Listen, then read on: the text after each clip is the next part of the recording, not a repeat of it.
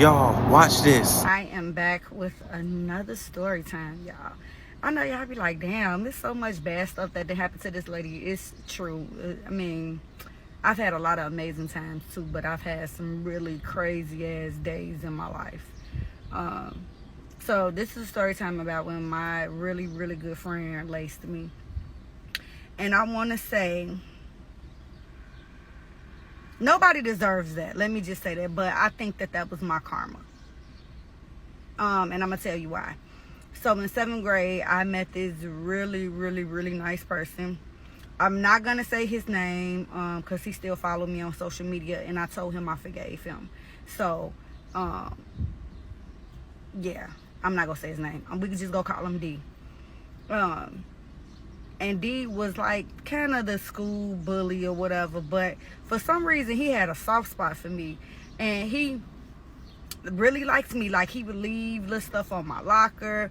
I remember for Sweetest Day, he had me a balloon and a big teddy bear and a big card, and everybody was like, what? Like, what the hell?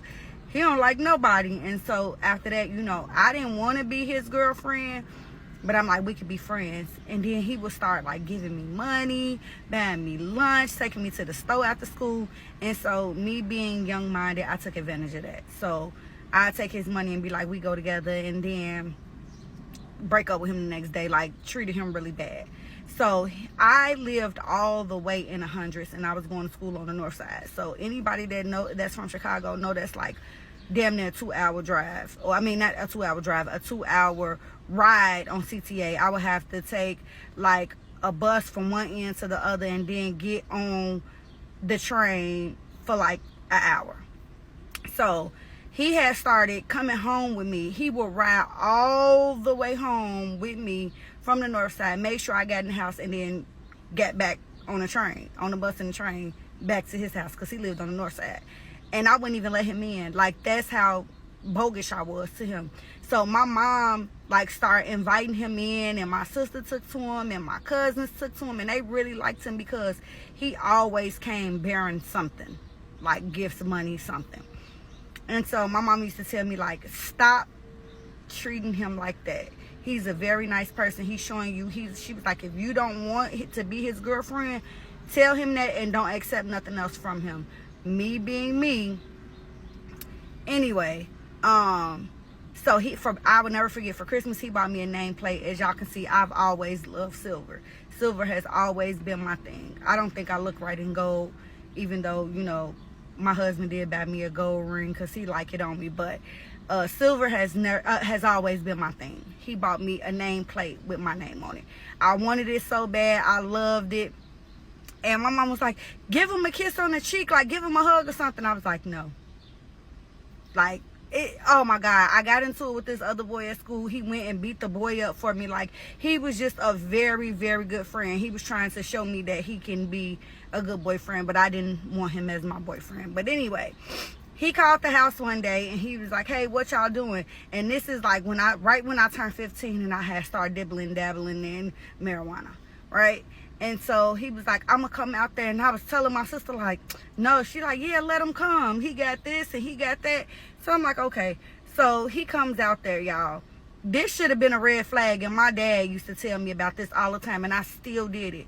Okay, so he gave them the bag of, you know, smoke and told them, do what y'all gonna do with it. But mine was already rolled. Like, I got something for you. This is yours, right?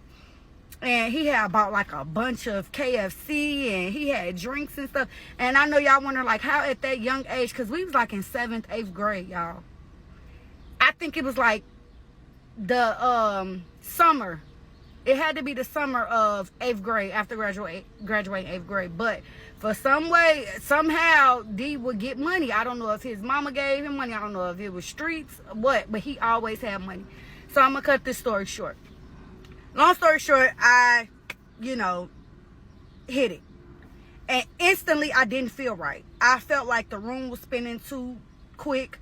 I went in the bathroom, put some water on my face. It was just like the high was getting stronger and stronger. I can hear my heart beating.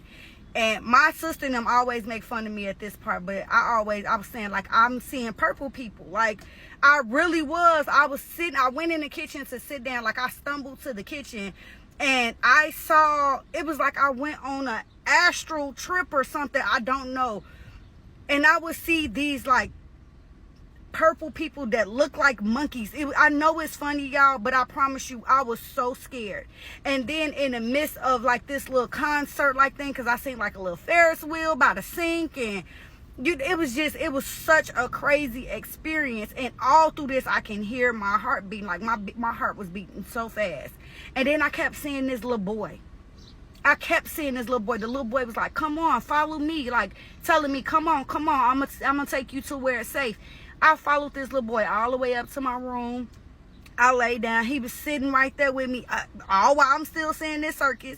And then I got up and I ran to my mom, and I was like, Mom, you know, I smoked this, and it's not right. And she was like, I need you to throw up. Get some milk and drink it. I can't really call the police because they go ask me, why did I allow you to do this in my house? So anyway, come to find out, he laced my weed.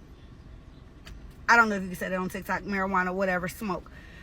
He laced it, only mine. And it was because he felt like I treat him unfairly, which I did. You know, he didn't have to do that to me. I do have a heart condition, but, and I could have been addicted for the rest of my life. Thank God that didn't happen to me.